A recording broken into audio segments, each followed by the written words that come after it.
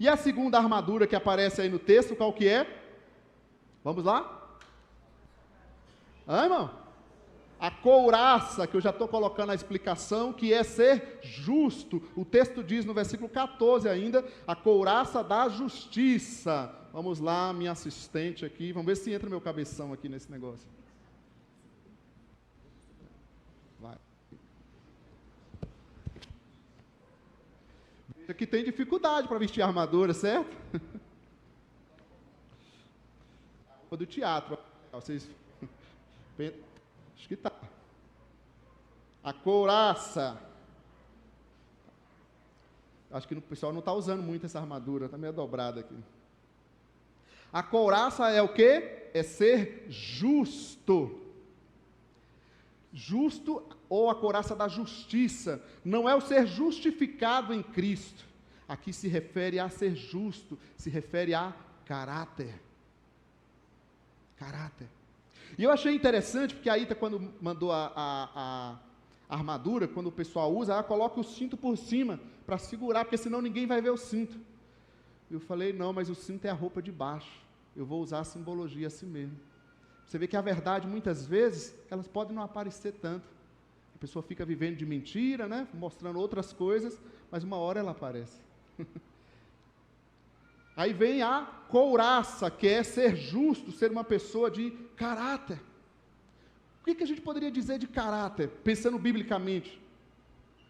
Ser o mais esforçado possível, ser fiel àquilo que nós dizemos que cremos.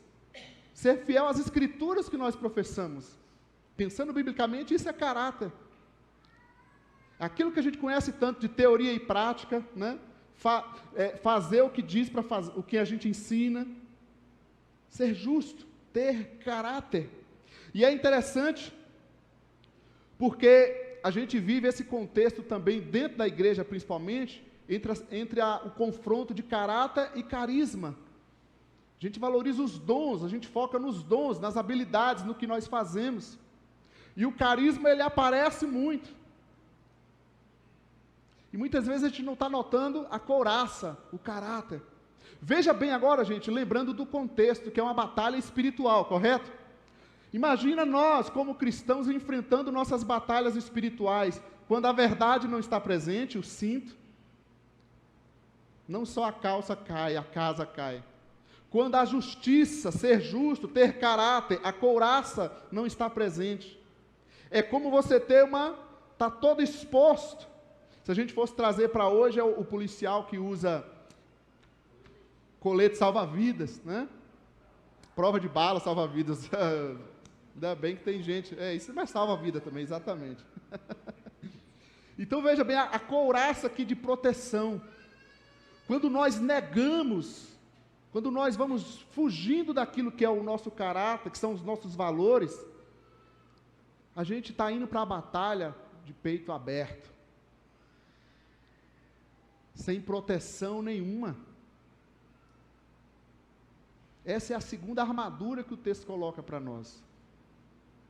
A gente fica preocupado com o que o outro vai dizer, com o que o outro está dizendo, com o que a sociedade pensa, e a palavra de Deus está dizendo para nós, olha, busque ser pessoas de caráter, busque ser justo, use a couraça da justiça, use o seu caráter, isso é a sua armadura. Amém, gente? Estão comigo? Amém, gente? Amém. Qual é a terceira armadura que a gente vê aqui? Aliás, eu coloquei um exemplo aqui ainda, que eu me lembrei, nem aumentando a fonte eu estou enxergando mais direito. Vou ter que assumir a armadura dos óculos também. Eu me lembrei daquele texto que a gente fala, Senhor, eu fiz isso no teu nome, né? Aquele negócio, no teu nome eu fiz isso. E eu estava meditando nesse texto, a questão de caráter, eu falei, a pessoa tem que justificar que fez no nome de Cristo mesmo, porque o nome dela está todo sujo, não tem nada para fazer no nome, né? Só fica dizendo, no teu nome, Senhor, no teu nome, mas o Senhor também quer que a gente tenha um nome, que a gente seja justo, tenha caráter naquilo que a gente está fazendo, ok? Mas vamos para a terceira armadura. Qual é a terceira armadura que aparece aí? O sapato. O que é o sapato na sua representação aqui, ou as sandálias? É o Evangelho. Vamos lá. Agora você vai ter que me ajudar, porque eu não consigo nem abaixar com essa armadura aqui. Estou parecendo Davi vestindo a armadura de Saul aqui agora.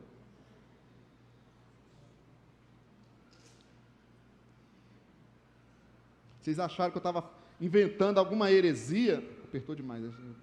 Inventando alguma heresia vindo descalço aqui? Obrigado. Tem que dar um presente depois, né, gente? O sapato, que é o Evangelho, versículo 15. E tendo os pés calçados com a prontidão do Evangelho da paz.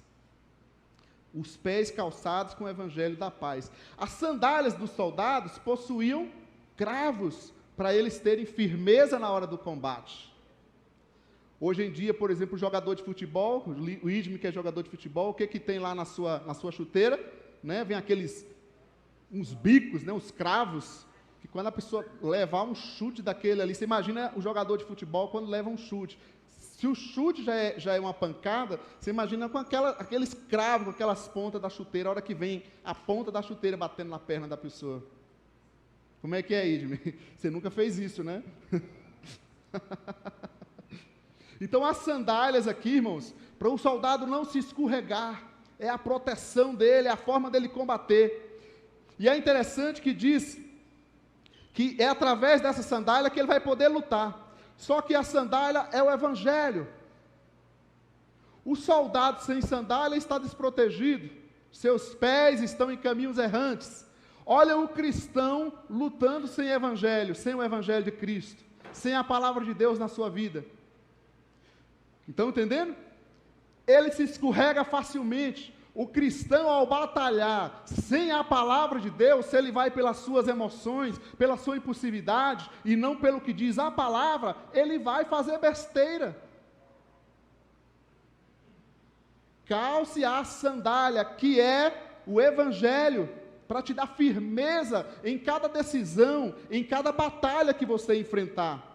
E diz que nós devemos estar calçados com a prontidão desse Evangelho. Por que essa questão de prontidão? Porque assim como o soldado estava pronto para lutar, o cristão que está pronto também, ele está levando o Evangelho. O Evangelho aqui, ele vai dos dois lados. Ele te ajuda a combater e é a arma que você leva também a cada pessoa. Esteja pronto a falar do Evangelho. Um cristão que não fala do Evangelho, ele não está usando as sandálias que é o Evangelho.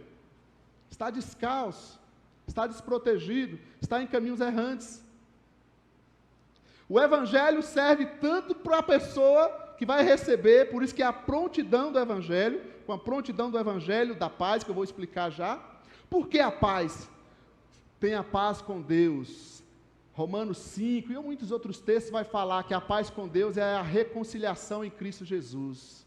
Essa é a tarefa do cristão nas suas batalhas, levar o Evangelho. Calce as sandálias do Evangelho. Em cada batalha que você enfrenta, que às vezes você só está enxergando a luta, o problema, Deus está nos dando uma oportunidade de compartilhar o Evangelho.